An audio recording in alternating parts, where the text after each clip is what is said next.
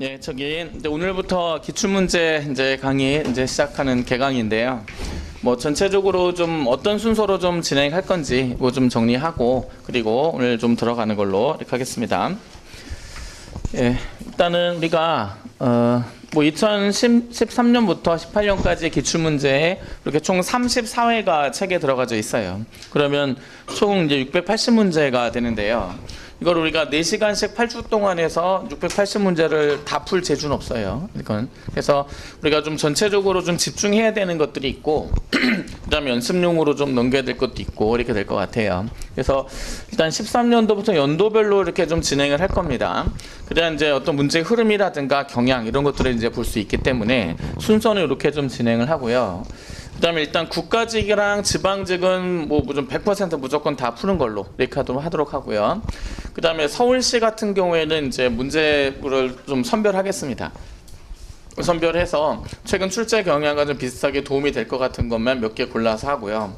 그다음에 경찰의 경우도 있고 사회복지도 있게 되는데 일단 요거는 그러니까 사회복지도 사실 문제가 괜찮아요. 그래서 그것도 이제 같이 좀 1년에 한 개니까 이렇게 되고 경찰의 경우는 이제 좀 문제가 좀 특이해요. 특이해서 일단 두 개를 이제 매년 두 개씩 이렇게 보게 되는데 두 개를 다 풀게 되면은 여기서는 경향이 좀 많이 벗어나게 될 것 같아요. 그래서 1년에 한 개 정도씩만 우리가 선별해서 같이 푸는 걸로 이렇게 좀 하겠습니다. 그래서 우리가 국가직, 지방직은 다 푼다. 요거 하고 서울시는 선별을 해서 이제 좀 전체적인 진도 형성을 좀 보고 그래서 괜찮은 거 좀 추가해서 보는 걸로 이렇게 좀 보고요. 서울시는 우리가 시간을 좀 보겠습니다. 전체적으로 다른 걸 좀 다 하고도 시간이 좀 남는다 그러면 괜찮은 거 선별해서 보고 경찰은 1년에 2개씩 보고 3개 본 해도 있어요. 이렇게 되는데 이제 1개씩 선별해서 한다.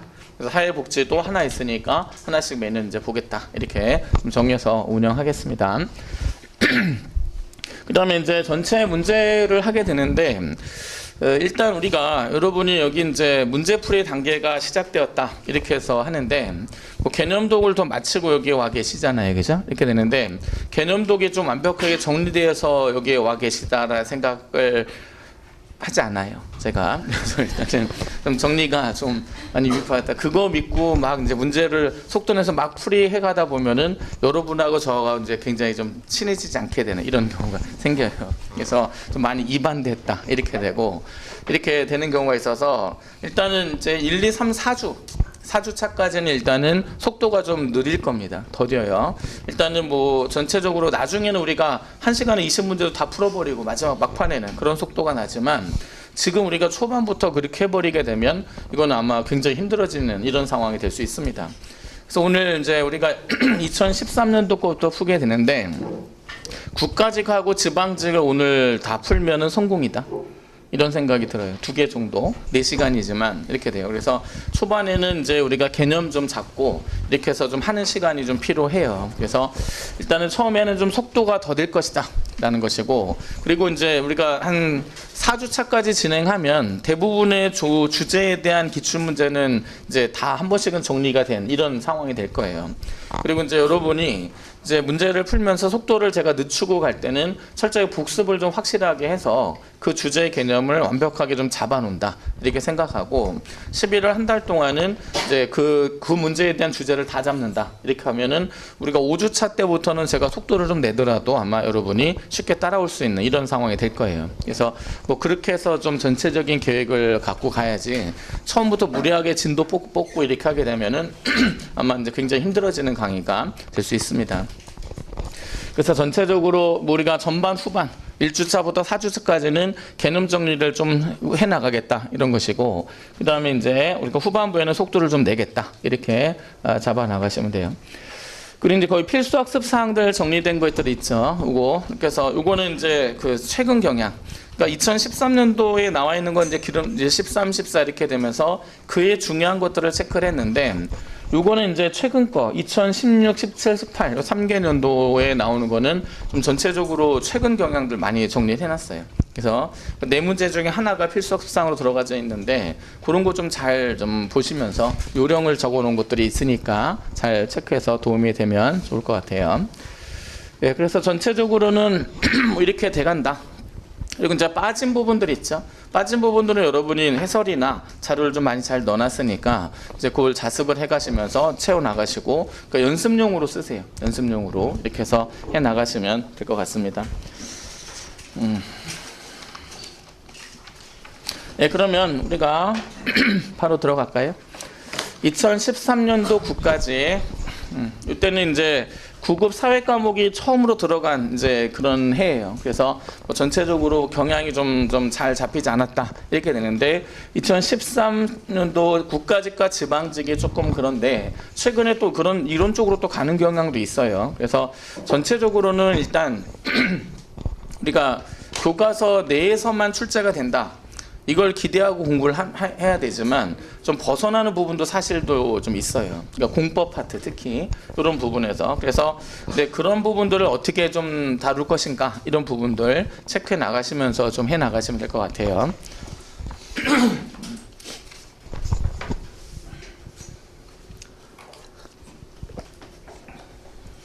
네, 그러면 우리가 1번부터 같이 보겠습니다. 1번은 이제 우리나라의 정부 형태에 관련된 내용입니다. 이거는 뒤에도 똑같이 이런 형태로 똑같이 나오는데 암기가 완벽하게 되어 있으면 뒤에는 이제 반복해서 할 필요 없이 바로 넘어갈 수 있습니다. 우리나라 정부 형태의 특징, 우리나라는 대통령제요, 의원내각제예요. 우리는 대통령제 정부 형태다. 다만 의원내각제 요소를 부분적으로 가미하였다. 이렇게 돼요. 그럼 프랑스는 대통령제의 의원내각제예요. 그거는 이원 집정부제다 해서 새로운 형태로 답변을 하면 되는 거예요. 그러니까 이게 이제 우리가 정부 형태를 의원내각제와 대통령제를 구별하는 가장 핵심적인 구분 요소가 뭐예요? 이거는 정부의 구성 방식이다. 이렇게 되는 거죠. 그러니까 대통령제는 국민의 직접 선거를 통해서 선출된 대통령이 단독으로 정부를 구성한다. 이렇게 되면 대통령제가 되고 의원내각제는 의회가 정부를 구성하게 된다. 이게 이제 의원내각제 정부가 되겠죠. 우리나라는 대통령이 정부를 구성하기 때문에 이건 대통령제 국가다. 이렇게 분류하는 것이고 프랑스는 대통령하고 국무총리가 같이 정부를 구성하는 과정이기 때문에 이원 집정부제다. 이렇게 얘기를 하는 거예요.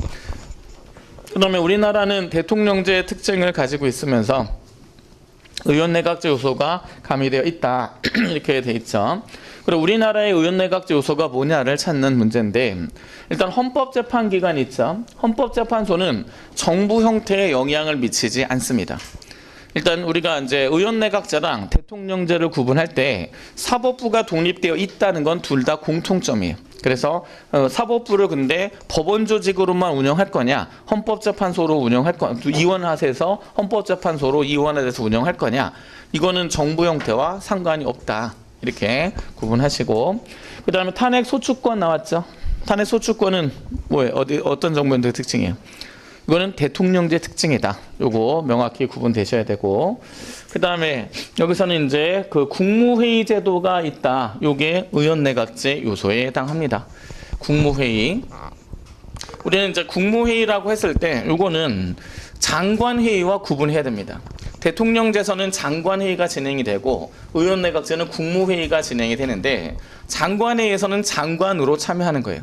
그럼 내가 교육부 장관이다 이러면 대통령과 교육에 관련된 내용에 대해서만 심의를 하고 다른 심의 내용이 될 때는 가만히 있는 거예요. 이게 다른 분야의 심의에는 참여하지 않습니다. 내 분야, 이 분야에 대한 심의만 참여하고 결정이 되면 집행도 내가 하면 되는 이런 상황이 되죠. 근데 국무회의 참여할 때는 장관으로 참여하는 것이 아니라 국무위원회 신분으로 참여하는 거예요. 그래서 그 참여할 때는 내가 교육부 장관이면서 국무위원이면 교육부에 대해서도 심의를 주도하겠지만 다른 분야에 대해서도 심의에 참여할 수가 있습니다. 이게 국무회의의 특징이에요. 이게 그래서 이 국무회의는 이제 의원내각제에서의 회의 진행 방식이 되는 것이고 대통령제에서는 장관회의가 진행이 된다. 이렇게 정리해 주시면 돼요. 3번이 맞는 것이고 4번은 법률안 거부권에 대한 내용이죠. 법률안 거부권은 대통령제 의원내각제예요. 이거는 대통령제 특징에 해당한다. 이렇게 대합니다. 그래서 법률안 거부권, 탄핵 소추권 이거는 대통령제에서 입법부랑 행정부가 서로 견제하는 장치죠. 입법부가 행정부를 견제하는 장치 뭐예요? 탄핵 소추권이고요. 그 다음에 이제 행정부가 입법부를 견제하는 것이 법률안 거부권에 해당한다. 그럼 하나 더, 우리가 행정부가 입법에 관여하는 절차는 두 가지가 있어요. 법률안 거부권, 법률안 제출권. 그러면 이 중에 대통령제 요소는 뭐예요? 법률안 거부권이고 법률안 제출권은 의원 내각제 요소다. 이런 게 구분이 돼 있어야 돼요. 이거는 암기예요. 암기가 돼 있어야 되고 오늘 이제 복습하실 때 대통령제 요소, 의원 내각제 요소 완벽하게 구분할 수 있게 암기되셔야 합니다. 그러면 우리나라 정부 형태 이렇게 봤을 때요. 요거 우리나라에 있는 대통령제 요소는 이제 대통령이 국가원수 겸 행정부 수반을 차지한다. 대통령제 요소죠.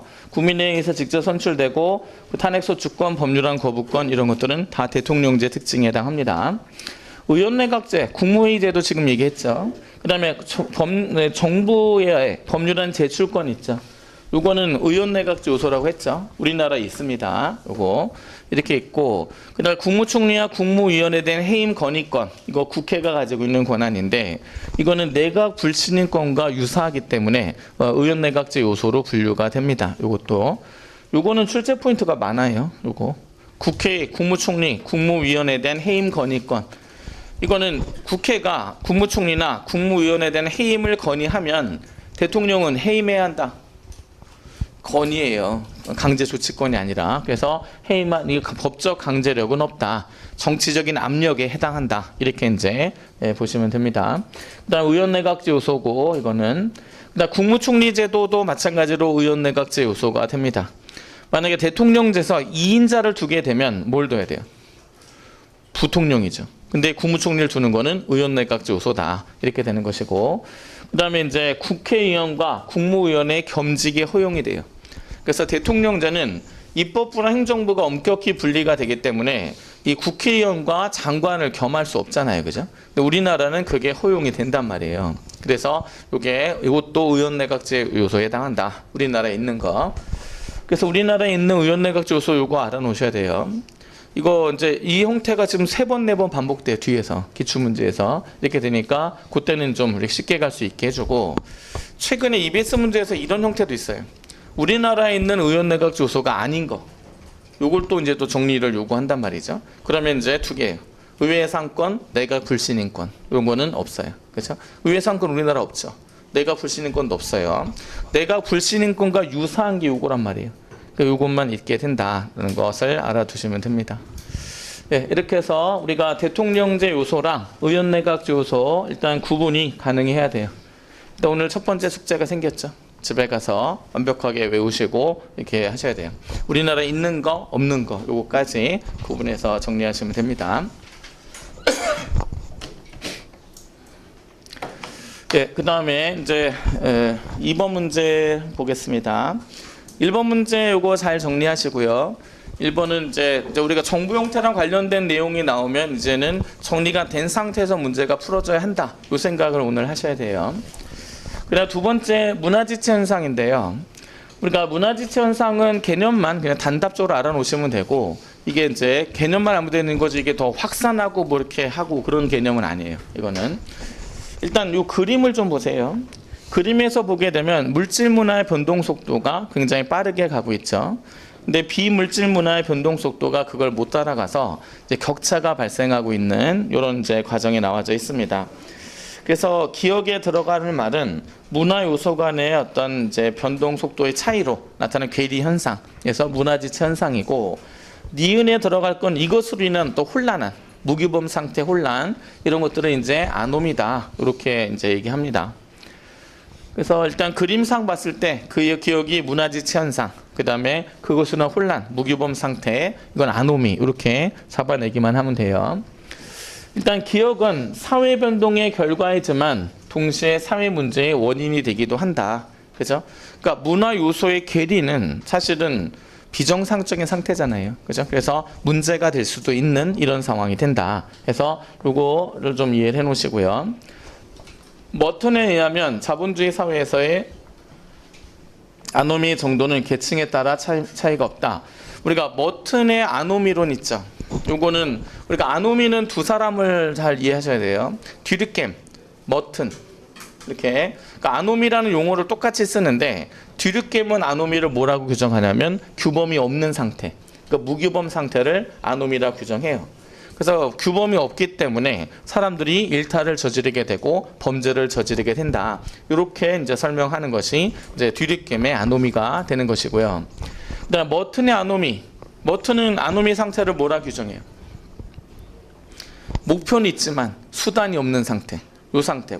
이게 목표는 정해져 있지만 수단이 없는 상태를 아노미라 규정한 것이 바로 이제 머튼이 됩니다. 그래서 우리가 머튼의 아노미론이 사실 더 많이 출제가 되는 이런 이제 내용이에요. 그래서 우리가 머튼에 의하면 자본주의 사회에서 아노미의 정도는 계층에 따라 차이가 없다. 이게 아니라 있어요. 이거는 잘 봅시다. 우리가 이제 근대 사회, 여러분들이 근대인이죠. 여러분에게 주어진 근대인에게 주어진 숙명적인 목표는 뭐예요? 네? 여러분들 그러려고 지금 여기 있는 거예요. 지금 뭐냐면 돈을 벌어야 한다 이거죠. 돈 안 벌면 생계 자체가 꾸려지지 않는 게 자본주의 사회예요. 그래서 돈을 벌어야 된다라는 목표가 다 주어져 있습니다. 그럼 돈을 벌기 위한 수단은 뭐예요? 그게 생산수단입니다. 생산수단이 있어야 하는데 우리가 생산수단이 이제 있는 사람은 상층. 그러니까 상층에서 상층, 중층, 하층이다 했을 때 생산수단에 가지고 있는 사람은 상층이 더 많잖아요. 그죠? 그 사람들은 그 목표를 달성하기 위한 수단을 대부분 가지고 있어요. 그죠? 근데 중층이나 하층으로 갈수록 그 생산수단이 적어져요. 오로지 가진 건 뭐뿐이에요? 노동력뿐이란 말이죠. 그러면 하층민에게 노동력만 있는 하층민에게 돈을 벌 수 있는 수단은 뭐가 되겠어요? 일자리입니다. 일자리. 근데 일자리가 충분히 사회적으로 주어져 있지 않아요. 근대 사회에서도 이렇게. 그래서 결국에는 하층민들의 경우에는 돈을 벌어야 되는 목표는 있지만 그것을 도달할 수 있는 생산 수단은 아예 없고 노동력만 있는데 일자리도 없어요. 이게 그렇게 되니까 수단이 괴리가 돼 있는 이런 상태죠. 결국 그런 상태에서 돈을 벌기 위해서 뭐예요? 돈을 구하기 위해서 범죄를 저지르고 절도를 저지르게 되는 이런 일이 발생하게 되는 것이다. 이렇게 해서 머튼은 상층, 중층, 하층 중에서 하층에서 범죄 발생률이 커지는 이유를 이렇게 설명한 사람이 머튼이에요. 그래서 아노미의 정도가 하층에서 더 높게 나타난다라고 설명한 사람이 머튼이다. 그래서 이거 알아놓으시고요. 이거는 사실 교과서 없어요. 그냥 목표와 수단이 괴리된 것이 아노미다. 이렇게만 돼 있지 계층별로 다르게 나타난다. 이거는 수능에도 나오지 않고 교과서에 없는 내용인데 이렇게 출제가 됐습니다.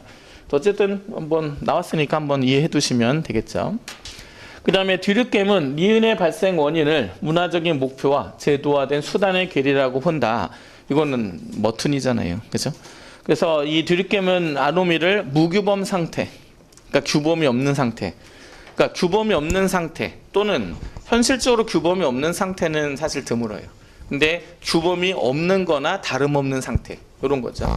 그러니까 뭐 옛날 규범이 있었는데 사회가 너무 급격하게 변동했어요. 그럼 옛날 규범 따지고 들면은 너무 구닥다리다. 이렇게 되는 상태. 그걸 꼭 지켜야 되느냐 이런 거. 그리고 이제 새로운 사회가 됐는데 새로운 사회 규범이 만들어졌어요. 근데 아직도 모르니까 안 지켜도 돼. 몰랐어요. 이렇게 되면 용인되는 분위기. 이것도 사실 그것도 규범력이 없는 상태나 다름없는 거란 말이죠. 그러니까 그 상태가 이제 무규범 상태나 다름없는 상태라고 하는 거예요. 그럼 그 상태에서 결국 일탈을 저지르게 되는 것이다. 이렇게 보는 것이 뒤늦게임의 아노미론에 해당해요. 예, 그래서 이제 2번하고 3번은 이제 이렇게 해서 머튼과 뒤늦게임, 아노미는 여기서는 1번은 사실 별로예요. 이건 뒤에 더 안 나와요. 안 나오는데 머튼하고 뒤늦게임은 뒤에 계속 반복되니까 이거는 오늘 반드시 좀 정리를 하셔야 합니다. 그 다음에 선진화된 제도를 도입했으나 경제적인 문제를 시행하지 못하는 사항이 문화지체 현상이다. 이렇게. 그럼 여기서는 지금 기억에 해당한다. 기억은 문화지체 현상으로 일반화시켰지만 그림 보세요. 그림은 물질 문화의 변동 속도를 비물질 문화가 못 따라가는 거죠. 선진화된 제도를 도입했어요. 먼저 제도, 물질 문화의 비물질 문화예요. 이거는 비물질 문화에 해당합니다. 이렇게. 그 다음에 이제 경제적인 문제로 시행되지 못한다. 이거는 문화 요소가 아니잖아요. 그죠? 그래서 이거는 이제 문화 요소 간의 어떤 괴리 현상 이렇게 설명할 수 없고요. 이걸 또 다른 것을 시행하지 못했다. 이것도 문화 요소라고 한다면 그래도 틀려요.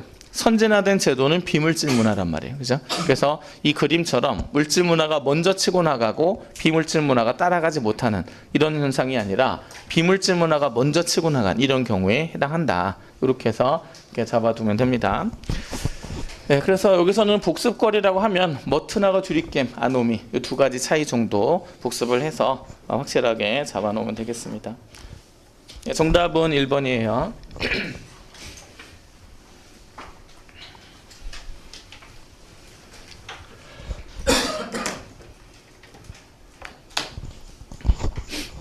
예, 3번은 이제 우리가 기능론과 갈등론입니다. 일단 여러분이 기능론이 하고 갈등론이 사회 구조를 어떻게 설명하는가 그 방식은 좀 정리가 돼 있어야 합니다. 사회 구조를 유기체처럼 설명하는 관점은 뭐예요? 기능론이고 그 지배계급, 피지배계급으로 약분화되어 있다. 이렇게 보는 거는 갈등론이 되는 거죠. 사회 구조가 지금 바람직한 형태로 구성되어 있다라고 보는 거는 기능론, 잘못됐다 하면은 갈등론. 그래서 이 정도 개념은 갖고 계시면 돼요. 이렇게. 그럼 우리가 기능론, 갈등론 문제 이제 뒤에 지겹게 나오게 됩니다. 그럼 전체적으로 어떤 제일 많이 나온 게 뭐냐면 여기 이거 사회 계층화 현상, 그 다음에 사회화 이 두 가지. 그래서 사회 계층화 현상을 기능론과 갈등론이 어떻게 설명하는지 차이 정리하셔야 되고 사회화를 어떻게 설명하는지 정리해야 합니다. 이렇게. 그래서 이게 제일 많이 출제가 되고요. 그다음에 나머지는 짜잘한 건데 우리가 이제 요즘에 수능의 추세는요. 사회화, 사회 계층화는 그냥 뜨문뜨문 나와요. 근데 기능론, 갈등론 문제를 사회 변동 현상을 바라보는 기능론과 갈등론은 또 좀 색다른 내용이란 말이죠. 그런 것들이 요즘에 또 출제가 된단 말이죠. 그거는 그 뒤에 또 나와요. 기출문제에 나오니까 일단은 세 가지라고 생각하세요. 사회화, 사회 계층화, 그다음에 이제 사회 변동 현상. 이 세 가지에 대해서 기능론과 갈등론이 각각 어떻게 설명하는지 이런 부분들을 내가 정리하겠다. 이렇게 생각하면서 복습하시면 돼요. 그러면 사회 불평등 현상 보겠습니다. 이것도 그냥 대충 한번 머릿속에 있는 거 꺼내 봅시다. 사회 계층화 현상을 정상적으로 바라보는 관점은 뭐예요? 기능론이고 잘못된 현상이다. 이거는 갈등론이죠. 그래서 우리가 사회 계층화 현상이 필요하다라고 보는 거는 기능론적 관점이고 필요 없다, 고쳐야 된다 이렇게 보는 것은 갈등론적 관점이다. 이렇게 이해하세요. 그러면 사회 불평등 현상은 필연적이다. 답 나왔습니다. 어떤 관점이에요? 기능론이죠. 기능론. 사회적으로 중요한 일을 한 사람에게는 높은 보상을 해줘야 하고 그래야 사회가 원활하게 돌아간다. 이렇게 되는 거는 이거는 기능론적 관점에 해당해요. 이 부분이 낯설지 않게 연습해 두세요. 일단 사회 불평등은 필연적이다. 일단 여기는 전제 하나 좀 봅시다. 사회적으로 중요한 일을 한 사람에게는 높은 보상을 줘야 된다. 이 일이 중요한 일이 있고 덜 중요한 일이 있고 중요하지 않은 일이 있다는 전제가 깔려 있죠. 그죠? 이렇게. 그러면은 이게 또 기능론의 어떤 전제가 된단 말이에요. 그러니까 보세요. 기능론은 우리가 유기체 논리를 활용하죠. 유기체 논리. 그러면 유기체에서 보면은 유기체의 목적은 뭐예요? 유기체 목적은 생명 현상을 유지하는 거. 죽지 않고 사는 거. 이게 유기체의 운영 원리의 목적이에요. 이렇게. 그럼 우리가 이제 심장이 있고 머리카락이 있다 했을 때 심장과 머리카락 중에서 생명 현상 유지에 더 큰 기여를 하는 것은 뭐예요? 심장이고 머리카락은 있어도 되고 없어도 상관이 없어요. 그죠? 죽고 않는단 말이죠, 이게. 근데 그럼 머리카락은 그냥 우리가 그냥 방치돼 있잖아요. 이렇게 되지만 이 심장은 어떻게 돼 있어요? 갈비뼈로 탄탄하게 둘러싸여 있단 말이죠. 이게 유기체의 원리예요. 그러니까 생명 현상을 유지하는 데 굉장히 크게 기여하는 가치를 지닌 거는 스스로 알아서 탄탄하게 보호해요. 유기체가 자체가. 근데 그렇지 않은 거는 특별한 어떤 의미 부여를 하지 않는다. 이게 유기체란 말이죠. 그러니까 우리 사회가 유지되고 통합되는데 가장 크게 기여하는 가치가 있는 활동이 있을 수 있죠. 거기에 대해서는 충분히 사회가 보상을 해야 되는 것이고 그렇지 않은 것에는 덜 보상해도 상관없다. 이렇게 해야 우리 사회가 유지되고 통합되는 것이다. 이렇게 설명하는 게 이제 기능론적 관점의 가장 핵심이에요. 이게. 그래서 여기서는 사회적으로 중요한 일이 있다라는 것이 전제돼서 흘러갔기 때문에 이건 기능론적 관점이다. 제일 좋은 건요. 여기서 알아차리는 게 제일 좋아요. 사회 불평등은 필연적이다. 기능론. 이렇게 가면 끝나는데 이걸 못 찾으면은 여기서 이걸 찾아야기는 사실 쉽지 않잖아요. 그죠? 쉽게 가야자고요. 쉽게. 그래서 요거는 기능론적 관점이다. 이렇게 되고 그다음에 이제 전적으로 동의하기는 어렵다. 사회적으로 중요한 일이 무엇인지가 불분명한데 그거는 차등적으로 보상하는 것은 기득권층들이 요 표현이죠. 자신들의 이익을 보존하기 위해서 내세우는 구실이다. 결국엔 갈등론자들은 이 사회가 다 누굴 위해서 돌아간다는 얘기예요. 기득권층, 그죠? 그래서 그 사람들을 위해서 모든 사회가 이 구성 요소나 이런 것들이 다 그들을 위해서 운영되고 돌아가는 것이다. 요게 갈등론의 가장 핵심이잖아요, 그죠? 그래서 요게 을의 경우는 이제 요 부분을 보고 갈등론적 관점이다. 이렇게 찾아낼 수 있어야 합니다. 뭐 이거 보고 대충 봐도 난 이거 기능론 갈등론 찾는데 문제 없으면 뭐 크게 문제 없어요. 그냥 풀면 되는데 꼼꼼하게 체크해서 이게 왜 기능론, 이게 왜 갈등론, 이게 찾아야 된다면 이런 부분을 놓쳐서는 안 된다. 이렇게 이해하세요. 예, 그러면 보겠습니다. 이거는 갈등론이에요, 이제. 그러면 갑의 관점에 따르면 사회 계층 제도는 지배계급의 이해와 가치를 반영한다. 지배계급의 이해를 가치를 반영한다. 이거는 갈등론에 대한 설명이죠. 을과 연결돼야 되고요. 그 다음에 사회 계층 제도는 개인과 사회가 최선의 기능을 하는데 방해가 된다. 기능론 갈등론. 이거는 갈등론에 대한 설명이에요. 이게 잘 보세요. 사회 계층화 현상 우리가 용어 좀 정리합시다. 사회 계층화 현상, 사회 불평등 현상. 사회 불평등 현상은 그냥 일시적으로 발생하는 불평등일 수 있어요. 근데 사회 불평등 현상이 구조화되고 어느 정도 안전 고착화된 이런 현상을 사회 계층화 현상이다. 이렇게 되는 거예요. 그래서 사회 불평등이 어느 정도 자리 잡아버린 이 현상이 사회 계층화 현상인데 이 사회 계층화 현상은 일단 개인과 사회가 최선의 기능을 하는데 도움이 된다. 이렇게 되는 게 기능론이고 방해가 된다 하는 것이 갈등론이에요.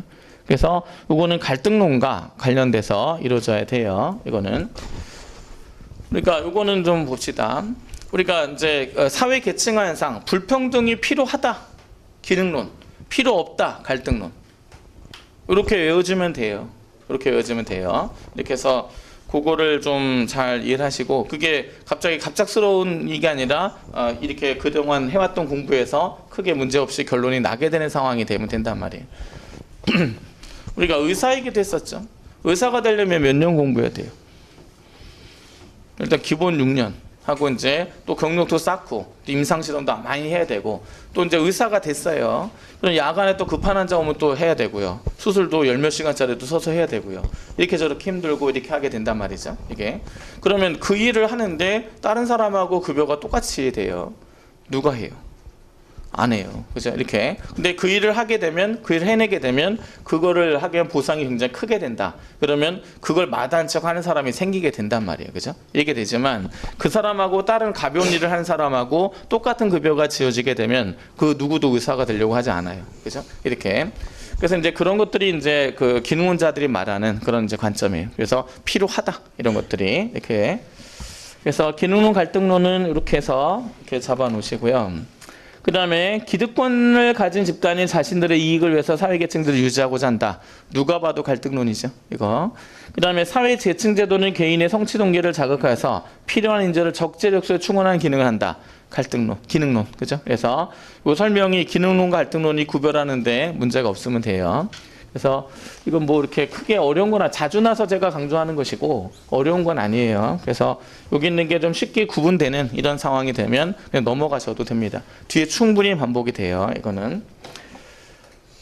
네, 그래서 기능론, 갈등론이 이제 어떻게 설명하는지 이런 것들은 지금 설명했고요. 네, 그 다음에 4번 문제 보겠습니다. 상속 계산 문제입니다. 상속 계산. 이거 머릿속에 있는 거 좀 확인해 봅시다. 이게 제대로 돼 있는지. 일단 상속 계산할 때는 개념이 이렇게 돼 있어요. 누가 받느냐, 얼마 받느냐, 이 두 가지 문제인데요. 누가 받느냐 순서 정하겠습니다. 재산을 남기고 피상속인이 사망했어요. 1순위 상속인 누구예요? 1순위 상속인. 직계 비속입니다. 그죠? 직계 비속이 없어요. 2순위 상속인. 직계 존속입니다. 직계 부모님이에요. 없어요. 그럼 3순위 상속이 누구예요? 형제 자매입니다. 형제 자매. 그럼 형제 자매가 없어요. 4순위 상속인은 사촌인의 반계 혈족이 됩니다. 이렇게 해서 없어요. 걔네들도 없어요. 그러면 어떻게 돼요? 국고로 환수됩니다. 상속은 없어요. 그래서 우리가 5촌 이상도 친족이 있잖아요. 그 사람 상속 못 받아요. 4촌인의 반계 혈족까지만 받습니다. 순서는 이렇게 가는 거예요. 근데 이제 누가 빠졌어요? 배우자. 배우자 상속은 따로 계산하는 거예요. 배우자 상속 별도로 언급돼 있어요. 일단 배우자는 어떤 순위로 들어가게 되느냐? 일단 직계 비속이 상속을 받을 때 배우자가 있으면 배우자도 동순위로 상속을 받을 수 있습니다. 그래서 직계 비속과 배우자가 같이 받을 수 있다. 그 다음에 직계 존속이 상속을 받는 경우에도 배우자가 있으면 배우자는 직계 존속하고도 같이 동순위로 받을 수 있습니다. 이렇게 되고, 그 다음에 직계 비속 존속 없고 배우자 있고 형제자매 있어요. 그럼 어떻게 돼요? 배우자는 형제자매로 동순위로 받아요? 혼자 다 받아요? 혼자 다 받아요. 그래 배우자가 없어야 그래야 형제자매로 넘어가게 되는 이런 과정이죠. 그래서 우리가 배우자의 상속 순위는 직계 비속과 직계 존속과 동순위고요. 형제자매보단 선순위가 되는 거예요. 이게 그래서 순서는 그렇게 정해진다. 이게 확실하게 정해져 있어야 되고요. 그 다음에 이제 상속인 정해졌습니다. 다 나와졌어요. 누가 받을지. 어떻게 받아요? 원칙. 균등 분할 상속. 이 원칙이다. 그래서 n분의 1이 됩니다. n분의 1을 받고, 하지만 배우자는 다른 사람에 비해서 5하를 더 얹어서 받는다. 이렇게 되는 거죠. 그래서 여기까지 정리되어 있으면 된 거예요. 이렇게. 그 다음에 스텝 2. 요령 체크하겠습니다. 요령. 배우자 한 사람에 상속인이 한 사람이 있어요. 그럼 몇 대 몇이에요? 6대 4. 배우자가 6이다. 그 다음에 나머지가 4가 되는 이런 것이고, 그 다음에 이제 배우자 한 사람에 상속인이 2명 있어요. 몇 대 몇 대 몇? 3대 2대 2. 이렇게 해서 요거 외우두라 했죠. 그렇게 해서 그 비율로 계산해 가시면 됩니다. 예, 그러면 우리가 요거 그거를 갖고 응용을 해야 돼요. 그러면 이제 상속 개시는 언제 되는 거예요? 피상속인이 사망한 시점에 상속이 개시된다. 상속이 개시되는 상황은 뭐냐면 시간을 멈춰요. 멈추고 상속 계산하고 다 한 다음에 나눠 가진 다음에 시간을 흘리는 거예요. 이런 방식입니다. 일단 A씨는 아내, 배우자죠. 그 다음에 딸, 직계비속, 아들 직계비속 있죠. 그럼 일단 직계비속과 배우자가 있으니까 얘네가 상속인이 되는 거죠. 이런 가장이다. 딸과 아들은 모두 미혼이다. 미혼이냐 기혼이냐는 상속에 영향을 미치지 않습니다. 그죠? 자녀가 없는 상태래요. 그러면 이제 손자는 없고요. 어느 날 교통사고로 A씨는 현장에서 사망했고 같이 타고 있던 아들은 병원으로 옮겨져 치료를 받다가 사망했습니다. 그럼 A씨가 먼저 사망했고요. 그 다음에 어디 갔어요? 아들이 두 번째로 사망하게 되는 이런 상황이 됐어요. 그러면 이제 여기서 상속은 언제 발생하는 거예요? 지금 돈 있는 사람이 누구예요? A씨죠. A씨는 지금 2억 1,000만 원의 상속 재산을 가지고 있어요. 그럼 A가 사망한 시점에 상속해 보겠습니다. A가 사망한 시점에 아들은 상속 받을 수 있어요, 없어요? 있죠. 이렇게. 그럼 여기서는 아내하고 딸, 아들이 다 상속 받으니까 3대 2대 2가 되겠죠. 그럼 다 합치면 7이죠. 2억 1,000만 원은 얼마예요? 7로 나누면 3,000만 원이잖아요. 그죠? 그러면 아내는 3,000만 원을 3을 곱해서 9,000만 원. 그 다음 여기는 6,000만 원. 이렇게. 여기도 6,000만 원. 이렇게 상속을 받고 시간을 흘러가게 하면 됩니다. 됐죠? 그 다음에 누가 죽었어요? 아들 죽었죠. 아들이 사망하면서 6,000만 원 이 재산에 대한 상속을 또 해야 돼요. 그러면 이 아들은 배우자가 있어요, 없어요? 없죠. 직계비속 없다고 했죠. 이렇게 되고, 그러면 그 다음 상속인 누구예요? 직계 존속이죠. 존속 누구에 있어요? 여기서 이제 아내가 있는 거죠. 그러면 아내에게 6,000만 원이 상속이 되는 이런 경우가 되겠죠. 그리고 아내가 받는 상속액은 일단 배우자로부터 9,000만 원 상속을 받게 되고 직계 비속으로부터 6,000만 원 상속을 받게 되면서 총 1억 5천만 원의 상속을 받게 된다. 요게 문제였어요. 그래서 정답은 4번이 됩니다. 이렇게. 그래서 요거는 첫 해치고는 굉장히 어렵게 출제가 됐어요. 그래서 한 번만 뚝 계산하고 끝나는 것이 아니라 그거 받은 걸 또 상속해야 돼. 이런 상황이 발생한단 말이죠. 그래서 요 상속 계산 요거 잘 하실 수 있어야 돼요.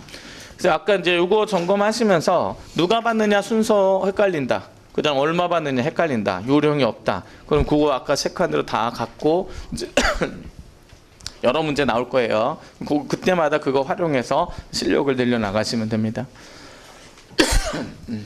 그래서 상속 이렇게 하겠습니다.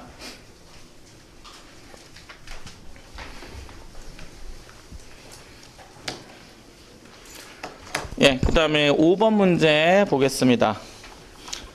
5번은 이제 양적 경구랑 질적 경구에 관련된 이런 이제 내용이에요. 여기서 양적 경구, 질적 경구 이렇게 되는데, 요거는 보세요.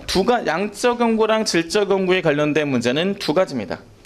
일단 첫 번째는 뭐냐면 양적 경구와 질적 경구의 일반적 특징을 묻는 문제예요. 이건 좀 쉬워요. 그래서 법칙 발견이 목적이냐, 현상 이해가 목적이냐, 이런 것들이 이제 되고요. 그럼 요거 갖고 계신지 확인 좀 하겠습니다. 설명한다. 양적 경구의 질적 경구예요. 양적 경구입니다. 그럼 여기에 대응하는 질적 경구의 단어는 뭐예요? 설명이 아니라 기술한다. 이렇게 되는 거죠. 그래서 설명한다라는 말이 들어가면 이건 양적 경구고요. 기술한다. 이렇게 되면 이거는 질적 경구다. 그래서 요거 단어가 다른 거 아무 힌트도 없고요. 이 단어만 갖고 양적 경구, 질적 경구 구분하는 문제 있어요. 그래서 그거를 좀 잘 가지고 있어야 됩니다. 기술한다. 이거 기술은 저기예요. 디스크립션. 그래서 이제 그거를 이제 묘사한다, 기술한다. 이렇게 얘기를 해요.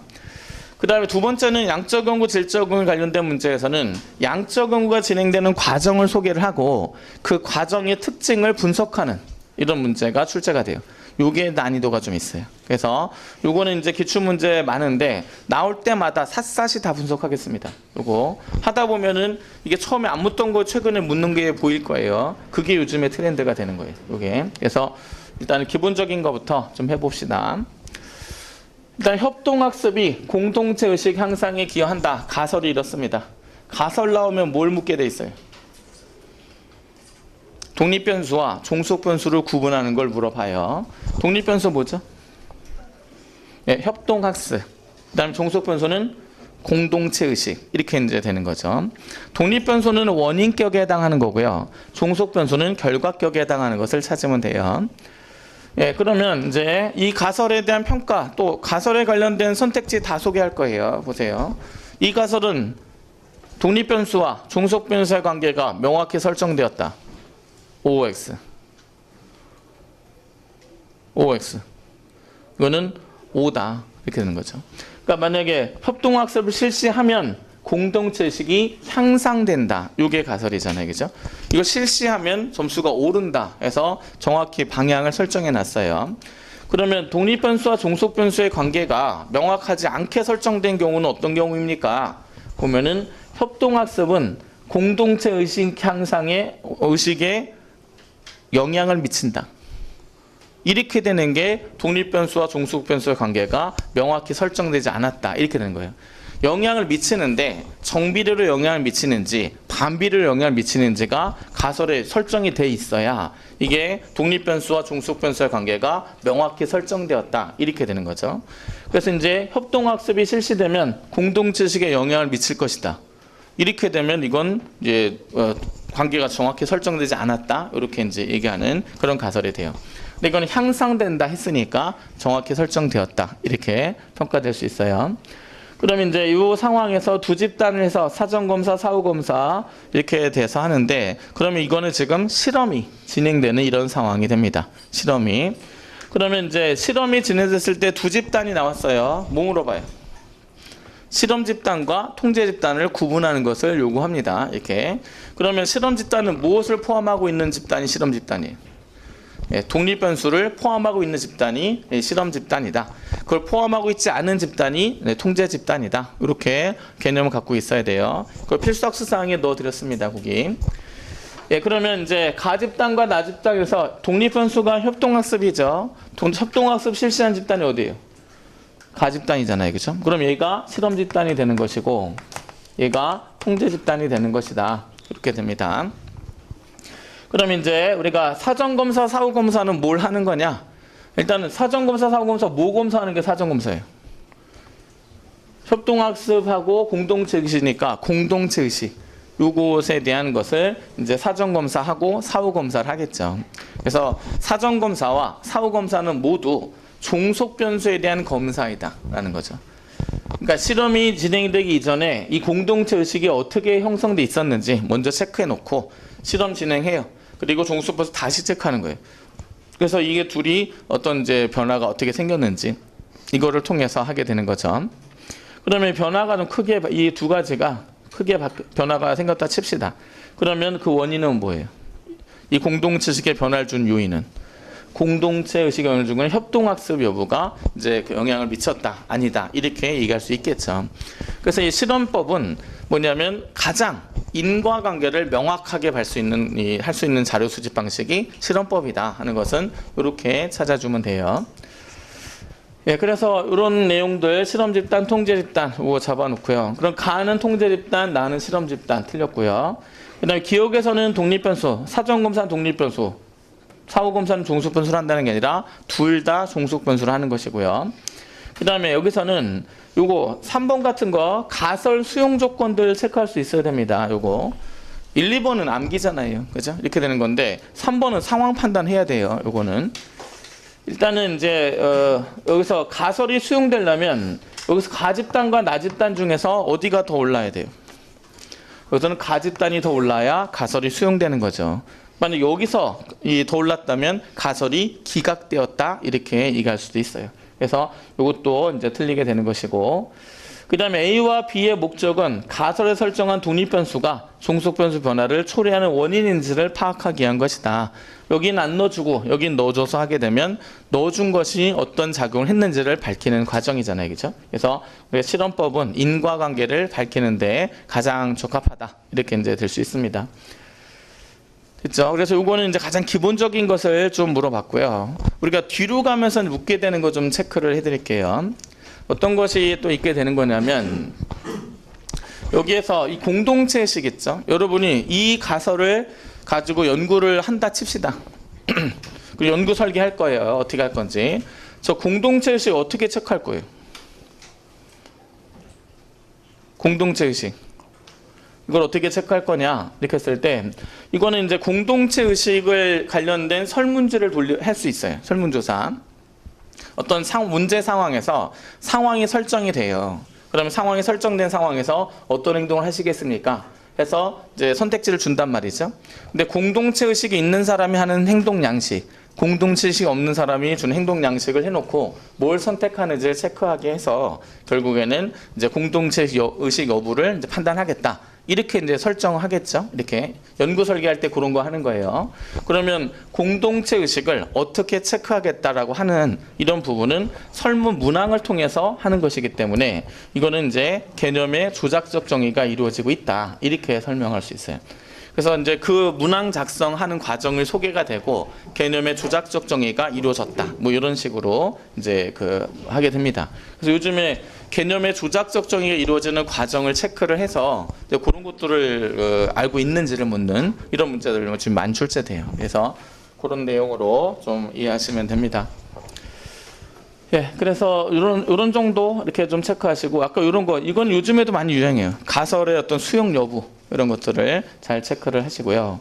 그리고 하나 더 여기 두 집단을 설정할 때요. 두 집단 공동체 의식에 영향을 미치는 요소는 협동학습만 있는 게 아니죠. 그죠? 다른 요소도 있을 수가 있어요. 그러면 이 두 집단을 구성할 때 공동체 의식에 영향을 미칠 수 있는 다른 요소들은 다 이 두 집단이 똑같아야 돼요. 똑같이 설정이 되어 있어야 되고 근데 협동학습을 했느냐 안 했느냐만 달라야지 다른 요소도 다르게 설정이 되면은 이거는 나중에 점수가 다르게 나왔을 때 협동학습 때문인지 다른 요소 때문인지 알 길이 없는 이런 상황이 되는 거예요.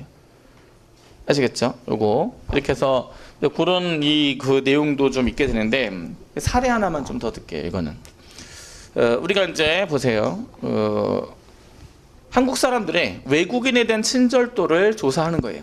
조사했을 때 이제 인종에 따라 달라지는지, 그러니까 이제 인종에 따라서 친절도가 달라지는지 이런 것들을 이제 조사하려고 해요. 실험법을 통해서. 근데 이제 흑인하고 백인을 설정을 해서 그렇게 해서 이제 지나가는 사람들한테 급하다, 스마트폰을 좀 빌려달라, 이렇게 했을 때 빌려주는 이 정도, 요거를 체크해서 이 인종에 따라 어떻게 좀 달라지는지 이런 부분들을 이제 체크하려고 해요. 근데 실험 상황에서 흑인은요 남성이고요, 백인은 여성을 설정했어요. 이렇게 해서 실험을 했어요. 그랬더니 백인에 대한 친절도가 굉장히 높게 나왔습니다. 그러면 이 결과를 보고 흑인들보다 백인에 대해서 더 친절도가 높아지고 있다라고 얘기할 수 있어요, 없어요? 그게 친절도가 미치는 영향이 인종도 있었지만 성별도 달랐잖아요, 그죠? 이렇게 되면 여성에게 더 이제 친절하게 한 것인지, 아니 백인에게 더 친절하게 한 것인지, 이거 지금 모를 일이 돼버렸잖아요, 그죠? 그렇기 때문에 뭐 흑인, 백인 하면 둘 다 남자든지, 둘 다 여자든지 이렇게 설정했어야지 흑인과 백인의 차이다 이렇게 설명하지. 그거를 다르게 성별까지 다르게 해버리면 성별 때문인지 인종 때문인지 알 수 없는 이런 상황이 돼버리겠죠. 그래서 이것도 마찬가지예요. 여기서 이제 공동체식에 영향을 미치는 이거를 여기에 미칠 수 있는 다른 요소는 이거 절대 똑같아야 돼요. 똑같고 협동학습을 했느냐 안 했느냐만 정확히 설정을 해야, 그래야 명확한 인과관계를 밝힐 수 있다, 이런 이제 것이 연결되는 거죠. 아시겠죠? 그래서 우리가 실험이 진행되는 상황 요거 좀 잘 이해를 하고, 그리고 하나 더 잘 보세요. 일단은 우리가 이제 여기서 협동학습을 예전에 했었던 사람, 지금 이거는 실시하고 실시하지 않고인데 영설기를 이렇게 할게요. 예전에 협동학습을 했던 사람이 있고 안 했던 사람들이 있어요. 근데 그 사람들을 모아갖고 공동체 의식 있죠. 요거에 대한 설문조사를 해요. 해서 하고, 맨 처음에 이제 협동학습을 실시했었습니까? O. 안 했습니까? X. 이렇게 해서 했어요. 그리고 이제 공동체식에 관련된 문항을 넣어서 이렇게 설계했어요. 그리고서 이제 했더니 예전에 그 협동학습을 했던 사람들이 공동체식이 높게 나왔다는 연구 결과를 발표했어요. 이렇게. 그러면 여기서 공동체 협동학습을 실시하는 이 집단은 실험 집단이고 실시하지 않은 집단은 통제 집단이다.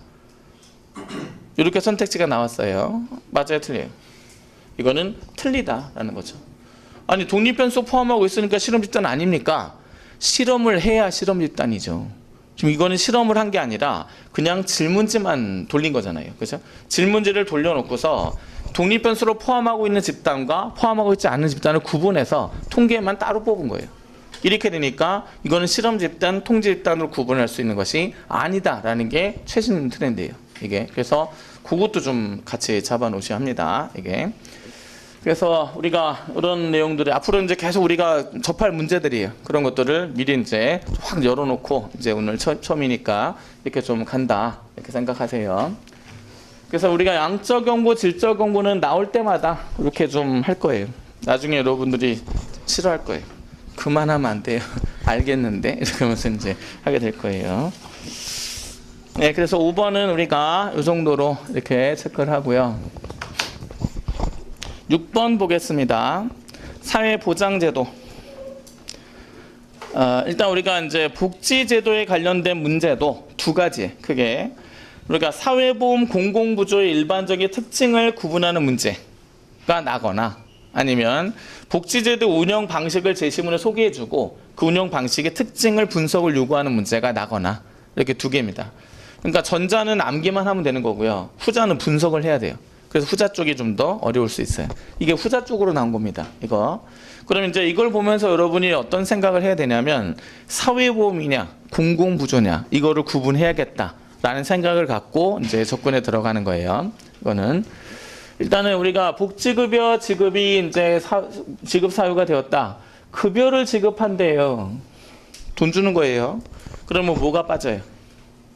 사회보험, 공공부조, 사회서비스 중에서 사회 서비스가 빠지는 거다. 이거 사회 서비스는 아니구나. 이렇게 해서 하나 제끼는 겁니다, 이거. 그 다음에 주 소득원의 사망, 질병, 부상 등으로 갑자기 생계 유지가 어려운 경우, 또는 부 또는 모의 가출, 행방불명 등으로 갑자기 생계 유지가 어려운 경우에 이제 이렇게 지원을 하게 된다. 사전적 예방이에요, 사후 처방이에요? 이거는 사후 처방이잖아요, 그죠? 사후 처방. 그러면 이제 답 나왔죠. 급여 지급하면서 사후 처방식 복지에 해당해요. 그러면 이거는 사회보험의 공공부조예요. 이거는 공공부조다. 이렇게 체크하면 돼요. 그 다음에 복지급여 대상자 선정 기준. 이거 선정 기준이 최저생계비 120% 이하, 금융재산 500만 원 이하. 이러면 재산이나 소득을 기준으로 대상자가 지정이 되죠. 이거는 보편적 복지예요, 선별적 복지예요. 이거는 선별적 복지에 해당하잖아요. 그죠? 선별적 복지. 그럼 최저생계비 왜 하필 또 120입니까? 100 아니 100으로 안 하고 최저생계비 안 되는 사람만 지원하면 되지 굳이 넘는 사람은 왜 지원합니까?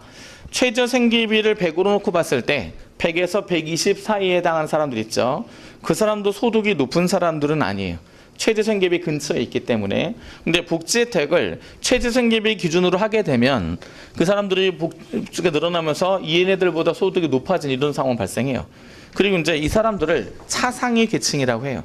그럼 이 사람들은 복지의 사각지대에 놓인 사람들이에요. 그러니까 근처에 있는데 이 선에 들어가지 못했기 때문에 혜택을 못 받아서 오늘 항상 밀리게 되는 이런 경우.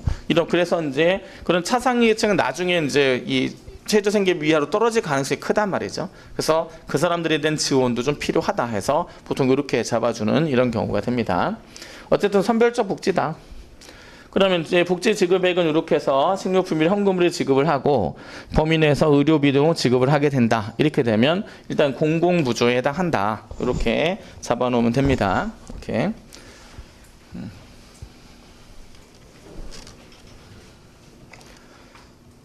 예, 그러면 이제 봅시다. 여기에 대한 설명으로 옳은 것이 무엇이냐? 예방적 복지 성격, 예방적 복지. 이거는 사회보험이죠. 벌써 틀렸어요. 그죠? 그 다음에 이제 우리 자녀적 복지라는 말은 이거 나오지도 않는 말인데 선별적 복지라는 뜻이에요. 결국에는 이렇게 되고 사회보험보다 소득 재분배가 더 큰 복지급여다. 요게 맞습니다. 요게 우리가 사회보험하고 공공부조 중에서 소득 재분배 효과를 가지는 건 뭐예요? 이건 둘 다 같습니다. 근데 누가 더 커요? 공공부조가 더 크다. 요거는 머릿속에 있어야 돼요. 그래서 이렇게 알아놓으시고 그 다음에 혜택 비효율성이 높은 보편주의에 가까운 복지급여다. 이거는 보편주의라고 보편적 복지라는 얘기잖아요. 이건 선별적 복지다 했어요. 틀리고요. 급여 대상자 도덕적 해이를 방지하기 위해서 생산과 복지를 결합한. 요거 좀 잘 보세요. 생산적 복지가 되느냐 안 되느냐. 요 판단 요구하는 게 어려워요. 이게 4번은 좀 잘 별표해 놓으시고 일단 우리가 요 문제의 어떤 경향 흐름만 좀 볼 거예요. 일단 이제 그 복지제도가 시행되는 과정이 소개됐죠. 그럼 이제 사회보험이냐 공공부조냐가 구분이 되면 사회보험과 공공부조의 특징을 여러분의 머릿속에 가지고 있잖아요. 그걸 갖고 푸는 거예요. 분석을 하는 게 아니라. 근데 이런 선택지는 앞에 걸 분석을 해야 돼요. 분석을 해서 급여 기준이나 이런 과정에 생산적 복지의 개념이 활용되었는지 안 되었는지 요거를 하는 거란 말이죠. 이거. 그래서 여기서 복지급여액은 최저생계비 중 식료품비를 현금으로 다 지급해주고 500만 원 범위 내에서 의료비용도 지급을 한다. 이렇게 해서 돈을 다 지급하는 거죠. 근데 생산적 복지는 어떤 방식이에요? 이 사람들이 어떤 이제 그 활동에 대한 동기부여를 해주게 만드는 이런 요소가 있느냐 이런 것이 되는데 이거 그냥 돈 다 줘버리고 하는 것이기 때문에 결과적으로 또 동기부여 차원의 이런 것은 없어요. 그죠? 그래서 여기는 생산적 복지의 개념이 활용된 상황이 아니다라고 판단하는 게 있어요. 이거 우리가 생산적 복지가 활용된 상황하고 안 된 상황 있죠. 활용된 상황을 구분하는 게 더 쉬워요. 딱 보면은 이제 눈에 보여요. 아, 이거 활용됐구나. 이렇게 해서 이제 보이게 나온단 말이죠. 근데 이건 아까 그거는 없는 거란 말이죠. 근데 없다라고 자신 있게 판단하기가 사실 쉽지 않아요. 이게. 그래서 없는 경우가 조금 더 힘든 이런 이제 경우가 됩니다. 그래서 이런 것들이 좀 어렵게 출제가 됐어요. 그러니까 첫 해치고는 굉장히 어려운 것들이 좀 많이 출제가 된 이런 이제 상황이다. 그 다음에 6번은 그렇게 됐고요. 7번 행정법 사라졌습니다. 이거는 빠져요. 이제 행정에 관련된 문제 교과서에서 빠졌어요. 그래서 뒤에 안 나옵니다. 이제는 행정법 파트는 안 나오고요. 그 다음에 8번 요것만 마저 보겠습니다. 8번은 기본권에 관련된 내용인데 여기서 이 기본권은 지금 어떤 기본권에 대한 설명이죠? 예? 라 이후에 등장한 기본권은요? 이거는 사회권이다라는 것을 아셔야 돼요. 여기서는 그럼 어떻게 합니까? 이렇게 되면은 대헌장, 권리장전, 인권선 이거 다 시민혁명이죠. 바이마론법의 의의를 좀 아셔야 돼요. 바이마론법 체크하시고요. 1919년이죠. 그렇게 되는데 바이마론법은 이제 세계 최초의 이제 뭐냐면 그 복지 이념을 헌법에 담은 헌법이다 이렇게 된단 말이에요. 그래서 바이마론법은 복지에 대한 보장 있죠. 요거를 처음으로 헌법에 보장을 넣은 것이 이제 바이마론법이에요. 그러니까 그 의의를 알아야 이 문제가 풀려요. 그래서 요거는 그래서 그러면 이 복지에 관련된 기본권 뭐예요? 사회권이죠. 그래서 사회권이다 이렇게 체크해야 됩니다. 그럼 1번 봅시다. 1번은 이제 불리한 인수를 강요당하지 아니할 권리. 이거는 어떤 기본권에 해당하죠? 자유권. 자유권 중에서 신체의 자유와 관련된다. 거기까지 갈 수 있으면 다 정리 잘 하신 거예요. 그 다음에 2번에 모든 국민은 종교의 자유를 가진다. 종교의 자유 나왔죠. 그 다음 3번에 언론, 출판, 집회, 결사의 자유죠. 이렇게 되고 그 다음에 4번에 건강하고 쾌적한 환경에 생활할 권리, 환경권. 이런 게 사회권이잖아요. 그죠? 환경, 소비자, 교육, 여성, 보건 이런 거 다 이제 사회권에 해당하는 이런 내용이 됩니다. 그래서 그것만 이렇게 잡아주면 되는 이런 내용이에요. 예, 이렇게 해서 우리가 사회권에 대한 내용까지 마무리했습니다. 예, 잠깐 쉬겠습니다.